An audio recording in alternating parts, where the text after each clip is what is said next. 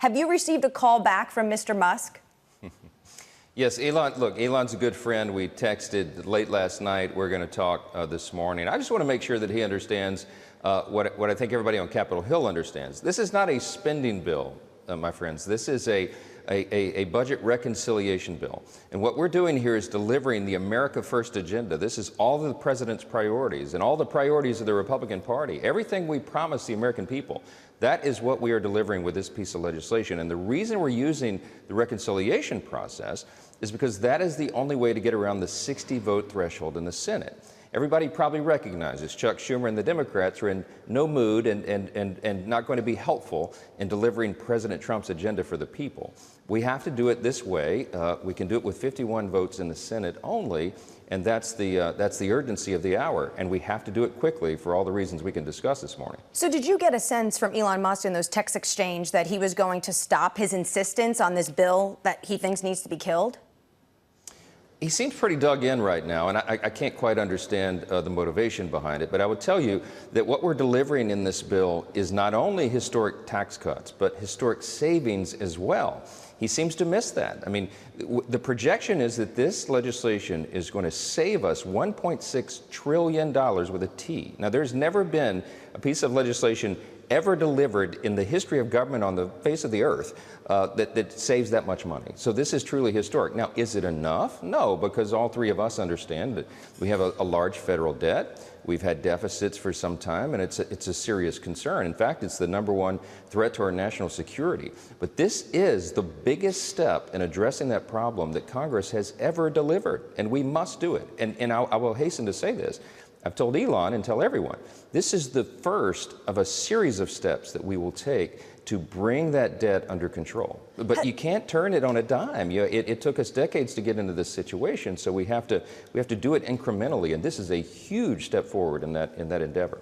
What's the driving force behind Elon Musk's problems with this bill? Has he asked you directly to potentially keep the electric vehicle benefits we saw under the Inflation Reduction Act of the Biden era into the bill?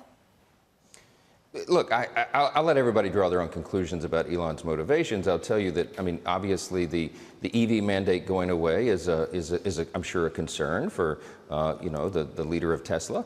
And other things as well. But I think there's a lot of confusion out there about what the legislation is. There's certainly a lot of misinformation. I mean, the Democrats have been engaged in this effort, this strategy for many, many weeks and many months. But remember, it took us over a year to develop this piece of legislation. We have 11 different committees in the House, all their areas of jurisdiction, that worked on the reconciliation effort to reconcile the budget. And what we're going to deliver here, again, is historic tax relief and savings at the same time. If we do not get this bill done, the tax cuts of 2017, the Tax Cuts and Jobs Act, will expire at the end of December. Every American will receive the largest tax increase in U.S. history all at once. It would be devastating for the economy.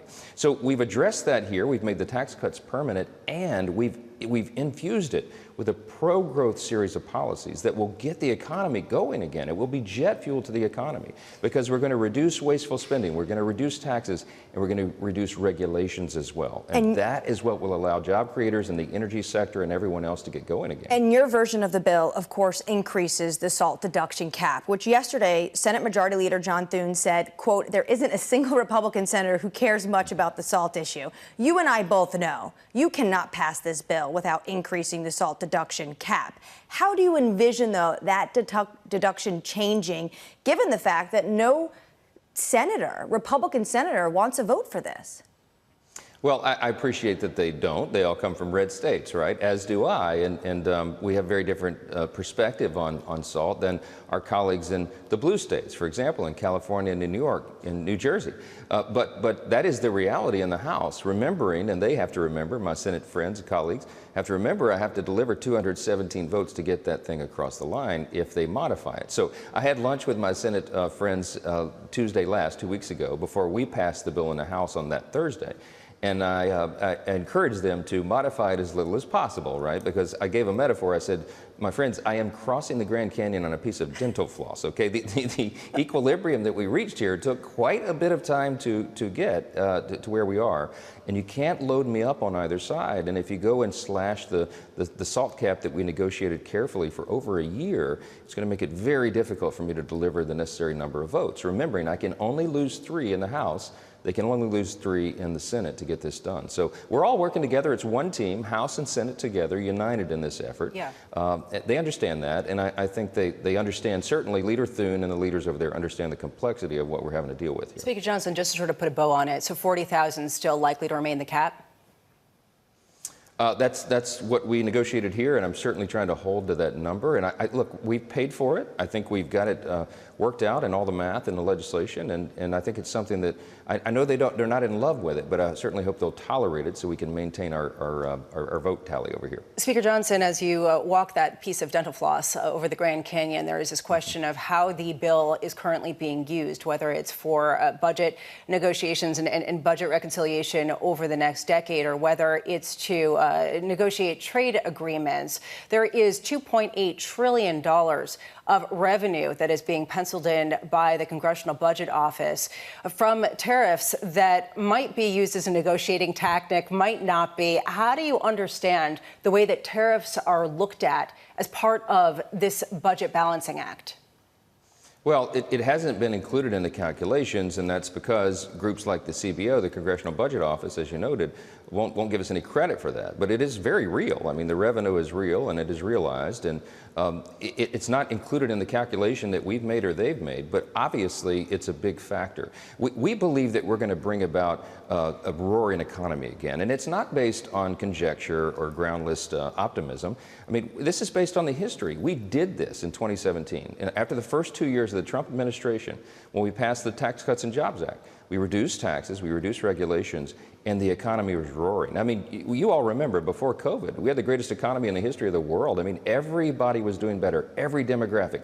Wages were up, the job participation numbers were at record highs, inflation was down and manageable, things were going great, and then COVID hit. So we're going to do that same series of policies, implement that same philosophy, but this time, as I say, on steroids, and it's going to make a major difference for in everybody's lives. Speaker Johnson, a lot of people in markets are concerned about a number of provisions here and actually don't think they will spur growth.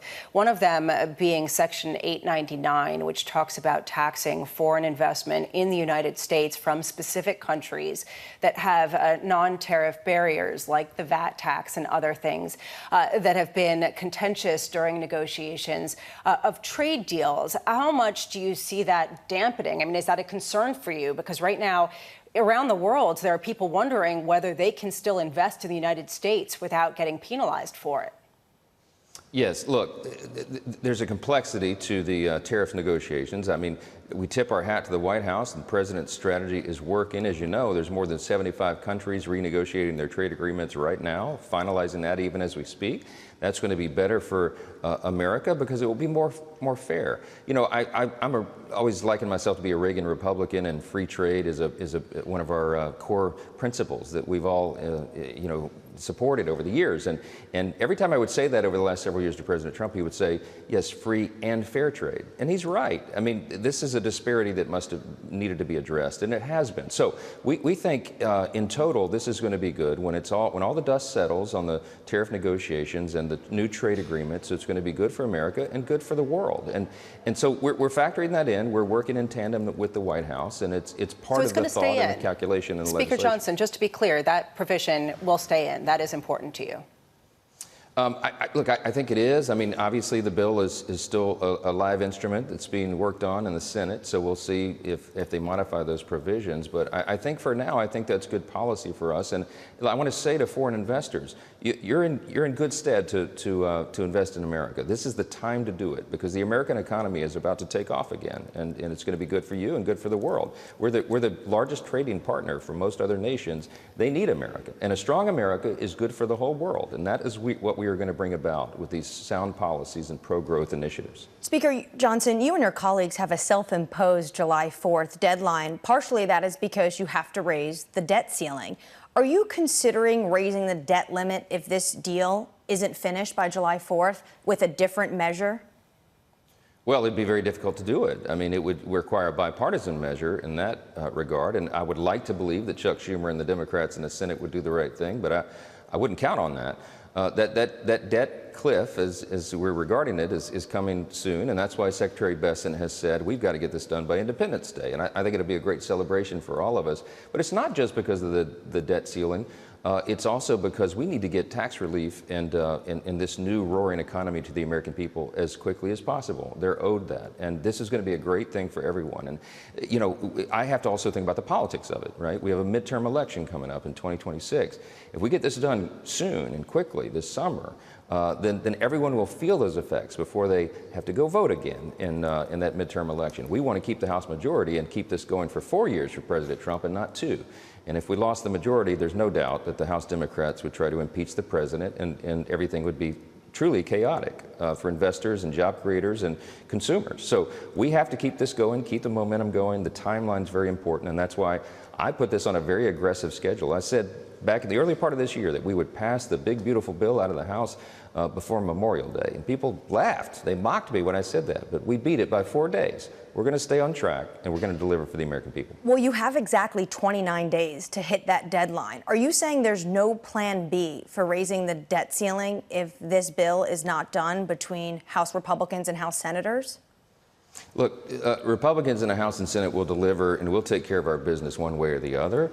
But I'm just telling you, the smartest and most efficacious way to do this is to stay on this schedule and deliver for the people. And that's what we're doggedly determined to do. We're laser focused on it. And if we take our focus off of that, then the strategy doesn't work. So I'm telling you that we are working on that regard. Leader Thune and I are in constant communication. He understands that deadline as well. The Secretary of the Treasury and the NEC and all the leaders in the White House and the administration understand that. So we're going to get it done. Speaker Johnson, how closely are you watching the bond markets right now, given the fact that we've seen a real sense of concern, particularly in longer duration U.S. Treasuries? We watch it closely. Look, I really do believe that delivering this historic legislation is going to be critically important for a lot of reasons, not the least of which is that Congress can send a very important signal to the bond markets, to the stock market, to investors everywhere, that we're very serious about this, not only in getting the U.S. economy roaring again, but also in addressing the long-term debt. And I think that's an important thing for everyone to understand. We have a strategy that's a multiple steps, as I said, multiple step strategy to address this over the next year, 2 years, 3 years. And we're going to get the U.S. economy back on sound footing. We're the party of fiscal responsibility, and you'll see that demonstrated day after day here.